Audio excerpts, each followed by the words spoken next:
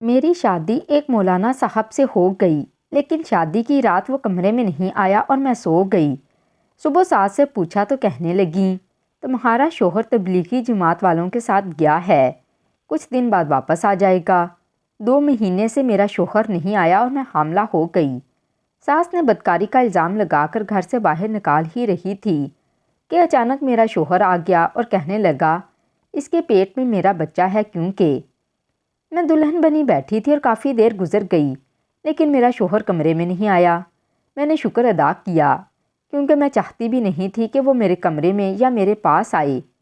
میں نے سکون سے اپنا لباس تبدیل کیا اور سونے کے لیے لیٹ گئی۔ گرمی بہت زیادہ تھی، لیکن کمرے میں اے سی کی کھنکی تھی، اسی لیے مجھے بہت جلدی نیند آ گئی اور پھر صبح میری آنکھ کھلی تو میں ایسے ہی آڑی ترچھی اپنے بستر پر پڑی تھی۔ میں نے ادھر ادھر دیکھا تو میرا شوہر کمرے میں نہیں تھا۔ میں نے سکون کا سانس لیا۔ میری حالت کافی عجیب ہو رہی تھی، شاید میں کچھ زیادہ ہی گہری نیند میں تھی، اسی لیے مجھے اپنے لباس کا بھی ہوش نہیں رہا۔ میں نے اپنا حلیہ درست کیا۔ میں نئی دلہنوں کی طرح تیار ہو کر کمرے سے نکلی تو باہر ہی میری ساس بیٹھی تھی۔ میں نے ادب سے انہیں سلام کیا اور پھر سر جھکا کر پوچھا کہ مشتاق صاحب کہاں ہیں؟ یہ سن کر میری ساس مسکرائیں اور کہنے لگیں، تیرا شوہر تبلیغی جماعت والوں کے ساتھ نکل گیا ہے۔ دراصل تجھے تو پتہ ہے کہ میرا بیٹا کتنا دیندار ہے۔ کہنے لگا، اماں میں اللہ کا شکر ادا کرنا چاہتا ہوں جس نے اتنی اچھی بیوی مجھے دی، اسی لیے میں پہلے دین کے راستے پر کچھ وقت لگا کر آؤں گا، پھر اپنی بیوی کے ساتھ ایک نئی زندگی شروع کروں گا۔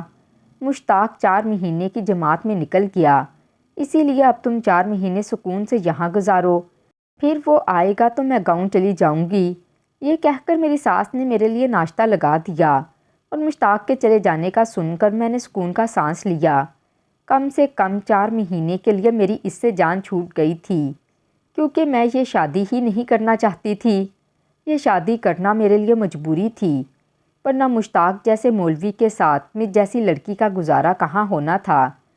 میں بہت ہی زیادہ کھلے مزاج کی شوخ چنچل سی لڑکی تھی، جبکہ مشتاق کی عادتیں مختلف تھیں۔ وہ تو ہمیشہ نظریں جھکا کر رکھتا، پردے کا پابند تھا اور مجھے یقین تھا کہ وہ مجھ سے بھی ایسا ہی سخت پردہ کروانے والا تھا۔ لیکن اب 4 مہینے تک مجھے آزادی تھی اور پھر میں ناشتہ کر کے اپنے کمرے میں آ گئی۔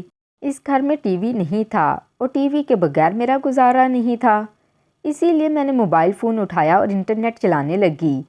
کچھ ہی دیر بعد ساری دوستوں سے بات چیت شروع ہوئی اور مشتاق کے نہ ہونے کا میں نے خوب فائدہ اٹھا کر سارا دن اپنی منمانی کی۔ میری ساس ایک اچھی اور نیک عورت تھی۔ اس نے نہ ہی مجھے گھر کا کوئی کام کہا تھا اور نہ ہی کوئی زور زبردستی کی تھی، بلکہ اگر میں اپنے کمرے میں خوش تھی تو وہ میرے کمرے میں ہی مجھے کھانا پانی لا کر دیا کرتی تھی۔ اپنی ایک دوست سے میں بات کرنے لگی تو وہ کہنے لگی کہ تیرے گھر والوں کو بھی سارے جہاں میں وہ مولوی ہی ملا تھا تیری شادی کروانے کے لیے، اب تو ہماری طرح اپنی لائف بھی انجوائے نہیں کر سکتی۔ میں نے خوشی خوشی اپنی دوست کو بتایا کہ میرا شوہر تو 4 مہینے کے لیے جماعت میں چلا گیا ہے، تو وہ کہنے لگی، پھر تو آج شام کو ملنے کے لیے آ جا، ہم سب مل کر خوب پارٹی کریں گے۔ میں نے انکار کیا اور کہا یہ ممکن نہیں، تم لوگوں کو تو پتہ ہے کہ میری شادی کن حالاتوں میں ہوئی ہے اور پہلے ہی بہت سے مسئلے ہو چکے ہیں، اب میں دوبارہ اس طرح سے نہیں نکل سکتی۔ میری بات پر میری دوست خاموش ہو گئی۔ کافی دیر ہم باتیں کرتے رہے اور پھر اس کے بعد میں نے فون رکھ دیا۔ میرا بھی دل چاہ رہا تھا کہ میں جا کر اپنے دوستوں کے ساتھ پارٹی کروں، لیکن ماضی میں جو کچھ ہو چکا تھا اور جس وجہ سے میری اور مشتاق کی شادی ہوئی تھی، اس نے مجھے فی الحال باہر نکلنے سے روک دیا تھا۔ ایسے ہی دن گزرنے لگے۔ میں سارا دن تیار ہو کر اپنے کمرے میں پڑی رہتی اور میری ساس گھر کے کام کاج کرتی رہتی۔ اس نے کبھی مجھ سے کوئی شکایت نہیں کی تھی، لیکن ایک دن مجھے اپنے پاس بٹھا کر کہنے لگی، بہو، ہر وقت ناخنوں پر یہ نیل پالش نہ لگایا کرو، بلکہ اگر ہو سکے تو نمازوں کا اہتمام کرو، میرا بیٹا بڑا نیک ہے، میں چاہتی ہوں کہ تم بھی نیکی کے راستے پر چلو تاکہ میری آنے والی نسل بھی نیک ہو۔ ساس کی باتوں نے میرے اندر آگ لگا دی۔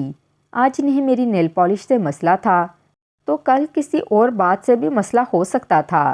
میں نے بہت بری طرح سے انہیں دیکھا اور پاؤں پٹکتی کمرے میں آ گئی، جبکہ ان کے چہرے پر شرمندگی کے آثار تھے، جیسے ان سے کوئی غلطی ہو گئی ہو۔ پھر اگلے دن وہ خود ہی معافی مانگتی ہوئی آئیں اور کہنے لگیں، بیٹا میرا مقصد تمہیں دکھ پہنچانا نہیں تھا، میں تو بس یہ کہنا چاہتی تھی اپنے آپ کو اللہ سے جوڑ لو تاکہ تمہیں کبھی اس دنیا کی ضرورت نہ پڑے۔ جو اللہ سے جڑ جاتا ہے اسے کسی چیز کی ضرورت نہیں ہوتی۔ ساس کی باتوں کو میں نے ایک کان سے سنا اور دوسرے کان سے نکال دیا، اور اگلے ہی دن سرخ رنگ کی نیل پالش اپنے سارے ناخنوں پر لگا کر جان بوجھ کر ان کے آگے گھومتی پھرتی رہی۔ ایسا کر کے مجھے بڑا مزہ آ رہا تھا، اور پھر ایسے ہی مہینہ گزر گیا۔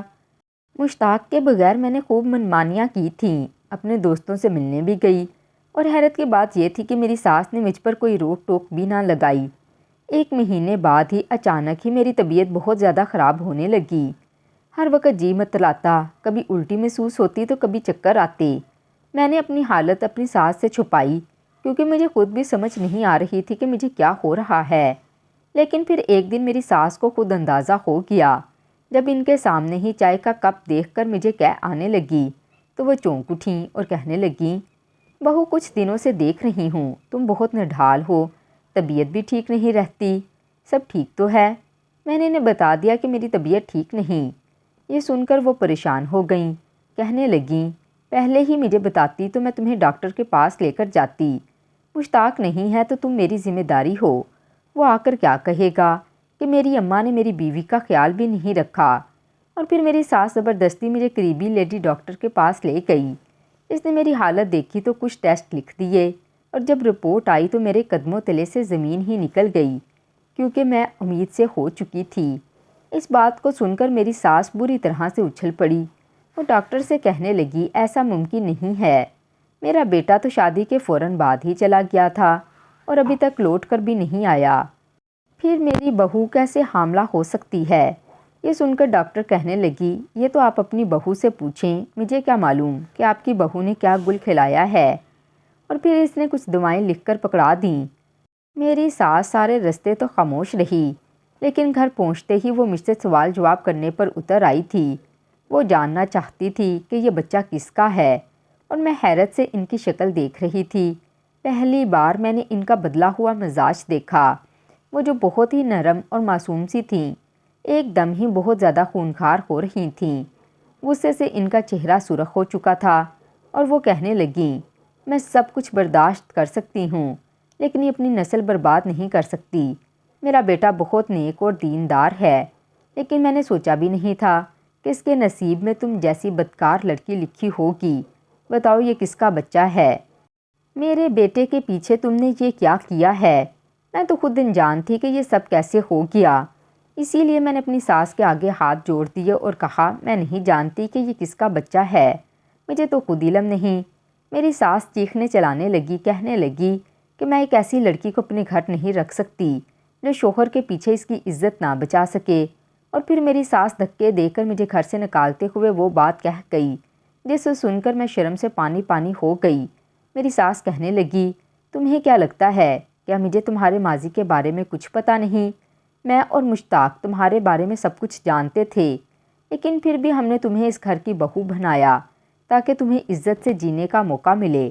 مشتاق کو لگتا تھا کہ وہ تمہیں اپنے نکاح میں لے گا تو تم سدھر جاؤ گی، بدل جاؤ گی، برے راستے کو چھوڑ دو گی، تمہاری ماضی کی غلطیاں تمہارے مستقبل میں رکاوٹ کا باعث نہ ہوں۔ اسی لیے ہم نے یہ کروا گھونٹ پیا تاکہ اپنے رب کی رضا کی خاطر ہم تمہیں سہارا دے سکیں، لیکن تم نے اپنے برے کام نہ چھوڑے۔ اب مجھے پتہ چل گیا ہے کہ کیوں تم بھاگ بھاگ کر اپنے دوستوں سے ملنے جاتی تھی۔ یقیناً معاملہ کچھ اور ہی تھا۔ ساس کی باتوں پر میری آنکھوں سے آنسو بہہ رہے تھے۔ ایک بار پھر میرا ماضی میرے سامنے آ کر کھڑا ہو گیا۔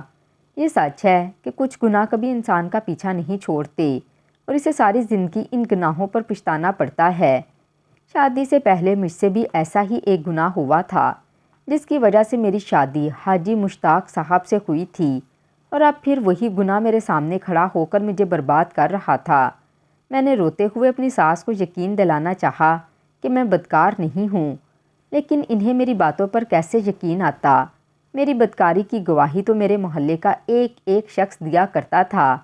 میری ساس نے میرا سامان اٹھا کر باہر پھینکا اور جیسے ہی مجھے گھر سے باہر نکالنے لگی میرا شوہر اچانک سے واپس آ گیا، اور جب اس نے یہ سب دیکھا تو حیرت سے اپنی ماں سے پوچھنے لگا کہ اماں یہ کیا کر رہی ہو؟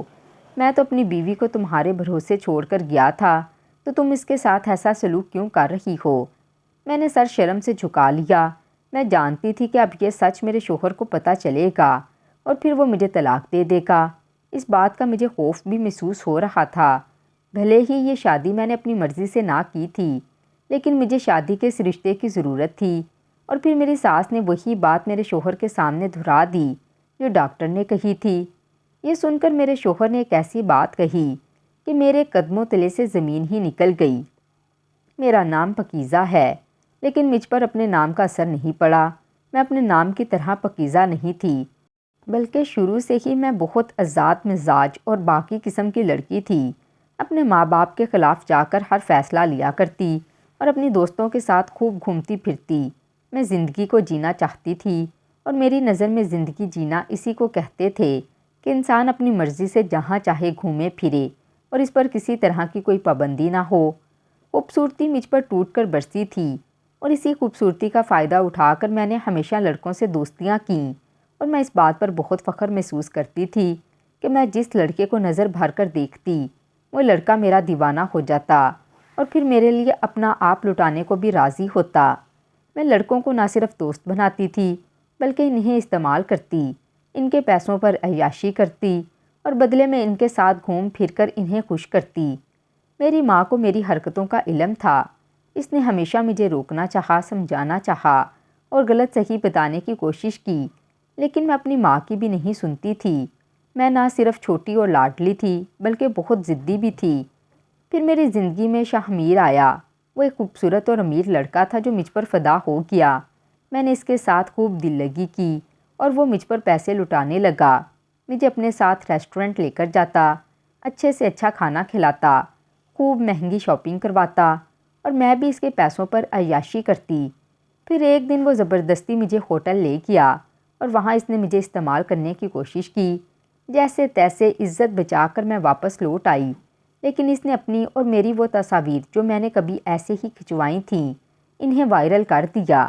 ہر جگہ میری بدنامی ہو گئی۔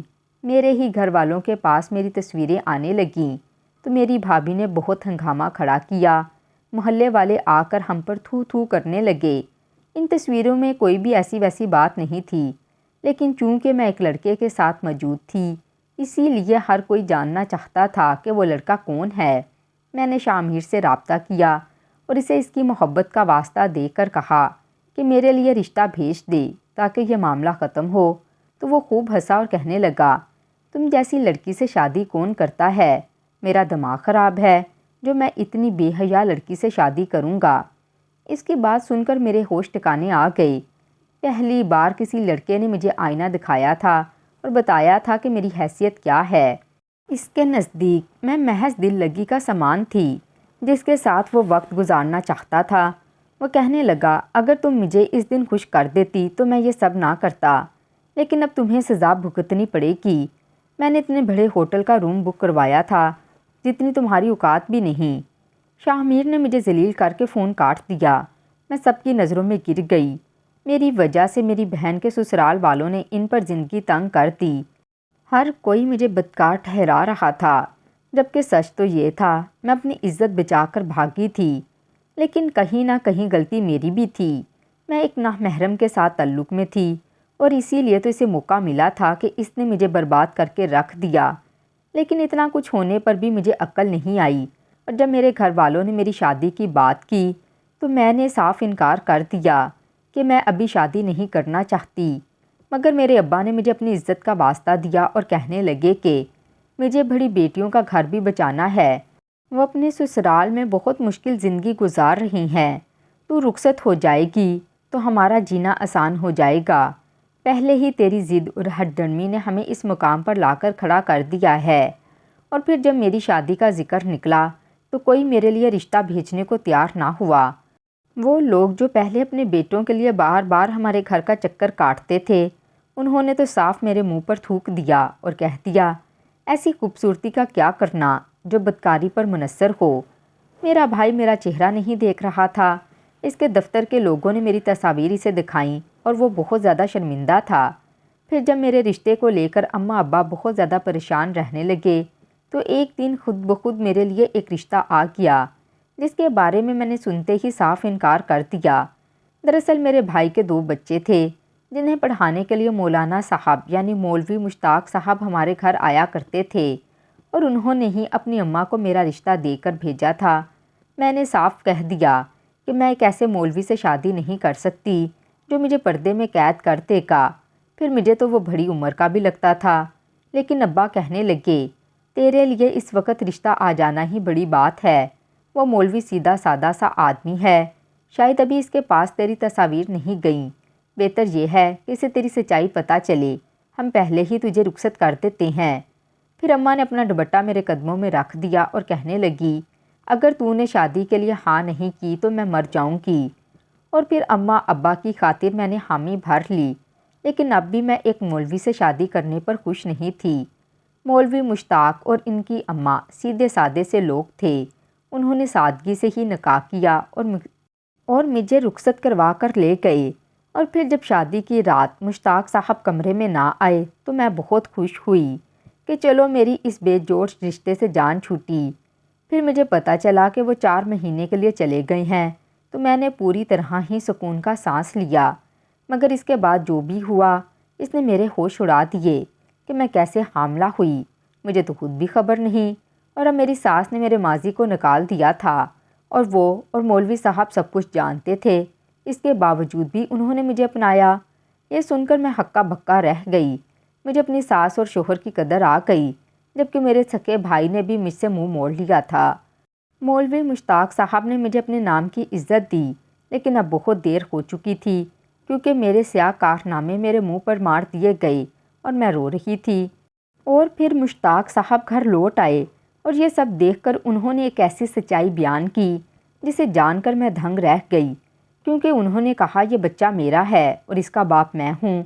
یہ سن کر تو ان کی اماں کے چہرے کا رنگ بدل گیا، وہ کہنے لگیں مشتاق اب تو اس کے اتنے بڑے گناہ کو بھی اپنے سر لے گا، تو نے اس لڑکی سے شادی کی بات اس لیے کی تھی تاکہ اس کی عزت برقرار رہے، اور میں نے بھی تیری بات مان لی تھی، لیکن جب یہ خود اپنی عزت نہیں بچانا چاہتی تو ہم کیا کر سکتے ہیں۔ مشتاق صاحب میرا ہاتھ پکڑ کر مجھے گھر کے اندر لائے اور اپنی اماں سے کہنے لگے آپ کو غلط فہمی ہوئی ہے، پاکیزہ نے کوئی گناہ نہیں کیا بلکہ یہ بچہ میرا ہے، پہلے بھی اس نے اتنا بڑا گناہ نہیں کیا تھا۔ پاکیزہ کی عمر کی لڑکیاں ایسی غلطیاں کر بیٹھتی ہیں، لیکن اصل غلطی اس لڑکے کی تھی جس نے پاکیزہ کی عزت کو داؤ پر لگا دیا، اور اب میں دوبارہ پاکیزہ کو کسی مشکل میں نہیں ڈال سکتا۔ سچ یہی ہے کہ یہ میرا بچہ ہے۔ میری ساس غصے سے اپنے بیٹے سے کہنے لگی تو شادی کی رات ہی چلا گیا تھا، پھر یہ بچہ کیسے تیرا ہوا؟ مشتاق صاحب نے بتایا وہ آدھی رات کو اپنا کوئی سامان لینے کے لیے واپس لوٹے اور پھر مجھے سوتا ہوا دیکھ کر وہ اپنے جذبات پر قابو نہ رکھ سکے، میں ان کے نکاح میں تھی، اسی لیے کچھ دیر میرے ساتھ گزار کر وہ واپس لوٹ گئے، لیکن انہیں یہ نہیں پتا تھا کہ میں ان کے اس عمل سے حاملہ ہو جاؤں گی اور مجھے اتنی پریشانی اٹھانی پڑے گی۔ مشتاق صاحب نے مجھ سے معافی مانگی کہ میری اجازت کے بغیر ہی وہ میرے ساتھ تعلق قائم کر بیٹھے، وہ بہت شرمندہ بھی تھے۔ ان کی بات سن کر میں رونے لگی، کم از کم یہ بوجھ تو میرے دل سے اترا کہ اس بار میں نے کچھ غلط نہیں کیا، بلکہ میں اپنے ہی شوہر کے بچے کی ماں بننے والی تھی۔ یہ سچائی جان کر میری ساس ایک دم شرمندگی سے مجھ سے معافی مانگنے لگی، وہ کہنے لگی بہو مجھے معاف کر دو، تمہارے بارے میں سب کچھ غلط ہی سن رکھا تھا، پھر تمہارے انداز بھی ایسے ہی تھے کہ میں غلط فہمی کا شکار ہو گئی، تم رات رات تک اپنے دوستوں کے ساتھ وقت گزار کر لوٹتی، مجھے لگا کہ شاید شوہر کی غیر موجودگی میں تم نے کچھ غلط کر دیا ہے۔ میں نے اپنی ساس کو معاف کر دیا، ان کی جگہ کوئی اور بھی ہوتا تو شاید یہی سوچتا، کیونکہ میری اپنی حرکتیں غلط تھیں۔ میں نے کبھی گھر کے کسی کام کو ہاتھ نہیں لگایا، سارا وقت فون پر مصروف رہتی، پھر اپنی دوستوں سے ملنے رات بے رات نکل جایا کرتی، ساس کے پوچھنے پر کسی بات کا جواب نہ دیتی، ان کا دل جلانے کو ہر طرح کے فیشن کرتی۔ جب سے انہوں نے نیل پالش لگانے کا منع کیا تب سے ایک دن بھی ایسا نہیں گزرا کہ میں نے نیل پالش نہ لگائی ہو۔ میں نے بھی ساس سے اپنے رویے اور اپنی غلطیوں کی معافی مانگ لی، انہوں نے مجھے سینے سے لگا لیا۔ مولوی مشتاق مجھے کمرے میں لے آئے اور پھر میرے پاس بیٹھ گئے۔ میں نے پہلی بار ان کا چہرہ قریب سے دیکھا۔ مجھے احساس ہوا کہ وہ بالکل بھی عمر والے نہیں تھے، بلکہ ان کے چہرے پر سجی داڑھی کی وجہ سے میں انہیں بڑا سمجھ بیٹھی تھی۔ وہ کوئی 28-30 سال کے جوان مرد تھے جو بہت ہی خوبصورت تھے، اور سب سے بڑھ کر ان کا دل خوبصورت تھا۔ میری عزت کو بچانے کے لیے، میرے مستقبل کو محفوظ کرنے کے لیے انہوں نے دنیا کے خلاف جا کر مجھے اپنا نام دیا تھا۔ مجھے تو لگا تھا کہ انہیں میری بدنامی کے بارے میں علم نہ ہوگا، لیکن انہیں تو ایک ایک بات معلوم تھی۔ میں خود بخود ان سے محبت کرنے لگی تھی۔ پھر دھیرے دھیرے مجھے احساس ہوا کہ وہ بہت ہی نیک تھے۔ انہوں نے مجھ پر زبردستی کچھ بھی مسلط نہ کیا اور نہ ہی چار دیواری میں قید کرنے کی کوشش کی تھی، بلکہ وہ اپنی محبت اور اپنائیت سے مجھے دھیرے دھیرے بدلتے چلے گئے۔ مجھے صحیح اور غلط کا فرق پتہ چل گیا تھا۔ میں جان گئی تھی کہ عورت کے لیے پردہ کتنا ضروری ہے۔ آج میں پردہ بھی کرتی ہوں اور اپنے گھر کی چار دیواری میں عزت اور خوشی کی زندگی بھی گزار رہی ہوں۔ اب میں یہ بات اچھی طرح سے سمجھ گئی ہوں کہ پہلی نظر میں کسی کا خلیہ دیکھ کر اس کے بارے میں کچھ بھی نہیں سوچنا چاہیے، جیسا کہ میں نے مولوی مشتاق صاحب کے بارے میں سوچا تھا۔ میں جب بھی کسی کو قمیض شلوار اور داڑھی میں دیکھتی اور وہ دیندار معلوم ہوتا تو مجھے یہی لگتا تھا کہ وہ بہت ہی سخت اور شدت پسند ہوگا، لیکن میرے شوہر نے میرا یہ نظریہ بدل دیا۔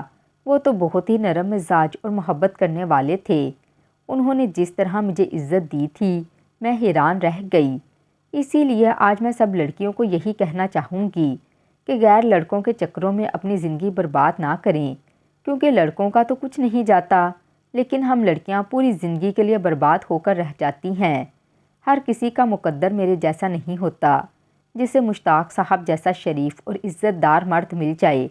مشتاق صاحب کا کردار بہت اعلیٰ ہے اور ایسے کردار کے لوگ بہت کم ہوتے ہیں۔ میں خدا کی شکر گزار ہوں کہ مجھے ایسا شخص ملا۔ شاید میرے ماں باپ کی کوئی دعا قبول ہو گئی ہوگی۔ آج میں ماضی میں پلٹ کر جھانکتی ہوں تو یہ سوچ کر ڈر جاتی ہوں کہ اگر میری زندگی میں مشتاق صاحب نہ آتے تو کیا ہوتا؟ کیا آج بھی میں اپنے ماں باپ کی دہلیز پر بیٹھی ہوتی؟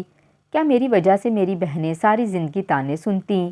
یا پھر میرے ماں باپ میری دکھ میں مر جاتے؟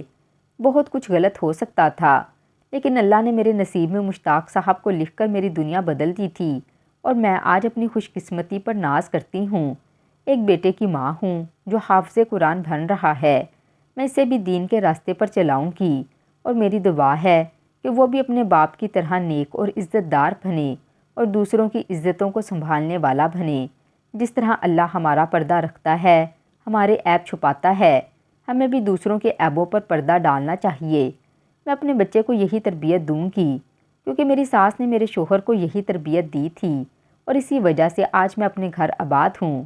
تو ناظرین، مزید اس طرح کے سبق آموز واقعات اور کہانیاں سننے کے لیے ہماری ویڈیو کو لائک کریں، شیئر کریں اور ہمارے چینل کو ضرور سبسکرائب کریں۔ شکریہ۔